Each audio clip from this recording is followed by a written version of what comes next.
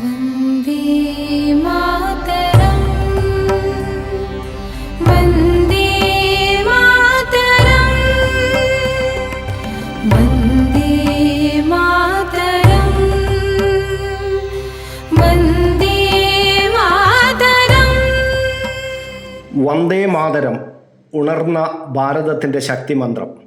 ജനഗണമന ദേശീയ ഗാനമാകുന്നതിന് പതിറ്റാണ്ടുകൾക്ക് മുമ്പ് തന്നെ ഇന്ത്യയുടെ സ്വാതന്ത്ര്യ സമര വേദികളിൽ ഒരു വാക്ക് ജനഹൃദയങ്ങളെ തീപിടിപ്പിച്ചിരുന്നു: വന്ദേ മാതരം.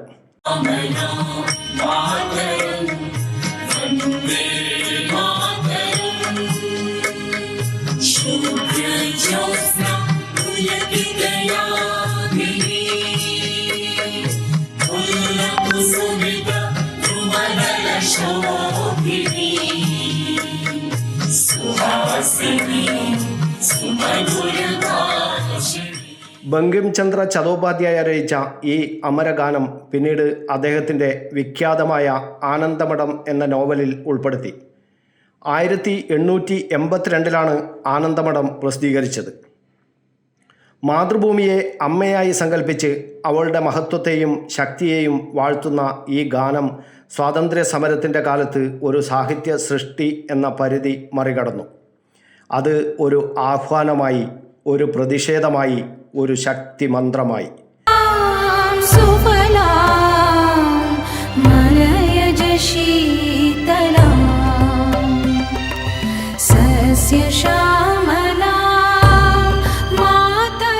ബ്രിട്ടീഷ് ഭരണത്തിനെതിരായ ദേശീയ പ്രസ്ഥാനത്തിൽ വന്ദേ മാതരം ജനങ്ങളെ ഉണർത്തിയ ശക്തമായ പ്രതീകമായി മാറി. തെരുവുകളിലും സമ്മേളനങ്ങളിലും സമരവേദികളിലും അതിൻ്റെ നാദം മുഴങ്ങി. 1896 കൊൽക്കത്തയിൽ നടന്ന ഇന്ത്യൻ നാഷണൽ കോൺഗ്രസ് സമ്മേളനത്തിൽ രവീന്ദ്രനാഥ ടാഗോർ വന്ദേ മാതരം ആലപിച്ചതോടെ ദേശീയ പ്രസ്ഥാനത്തിൻ്റെ പൊതുവേദികളിൽ ഗാനത്തിന് പുതിയൊരു ചരിത്ര സ്ഥാനം ലഭിച്ചു.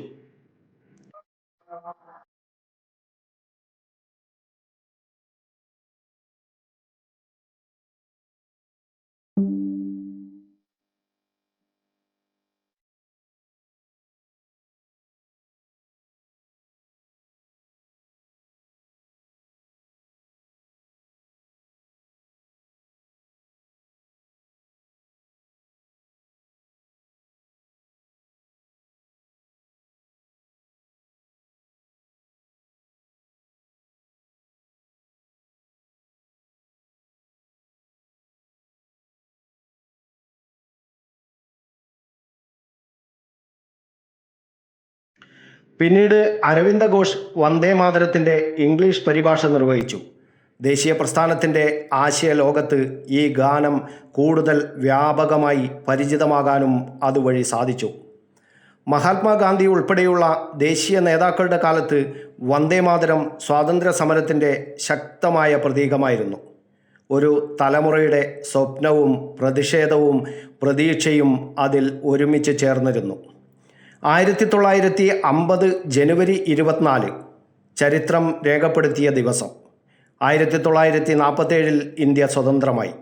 എന്നാൽ ഒരു സ്വതന്ത്ര രാഷ്ട്രത്തിൻ്റെ പ്രതീകങ്ങൾക്കും ദേശീയ ചിഹ്നങ്ങൾക്കും ഔദ്യോഗിക രൂപം ലഭിച്ചത് ഭരണഘടനാ നിർമ്മാണത്തിൻ്റെ അവസാന ഘട്ടത്തിലായിരുന്നു.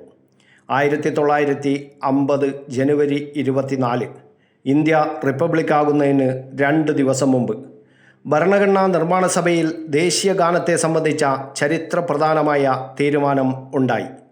ജനഗണമന ഇന്ത്യയുടെ ദേശീയ ഗാനമായി അംഗീകരിക്കപ്പെട്ടു. അതോടൊപ്പം സ്വാതന്ത്ര്യ സമരത്തിൽ ചരിത്രപരമായ പങ്കുവഹിച്ച വന്ദേ മാതരം ദേശീയ ഗാനമായ ജനഗണമനയ്ക്ക് തുല്യമായ ആദരവും പദവിയും അർഹിക്കുന്നതാണെന്ന് സഭാ അധ്യക്ഷനായിരുന്ന ഡോക്ടർ രാജേന്ദ്ര പ്രസാദ് പ്രഖ്യാപിച്ചു.